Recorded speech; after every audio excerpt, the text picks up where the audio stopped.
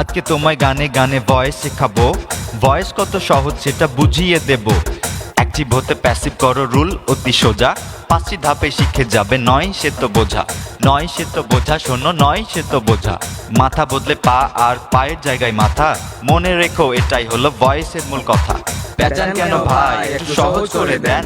মন দিয়ে শোনো, কেন করো ঘ্যান ঘ্যান। সাবজেক্ট হলো মাথা আর অবজেক্ট হলো পা। উল্টে দিলেই জব ডান, বুঝেছো কি তা?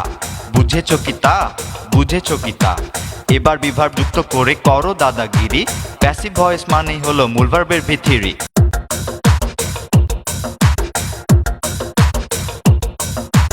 এবার তবে প্রিপোজিশন অ্যাড করে দাও। বেশি বাড়ি বাই হবে সেটা জেনে নাও। সেটা জেনে নাও, তুমি সেটা জেনে নাও। সব শেষে সাবজেক্টটিকে অবজেক্ট করে নেবে।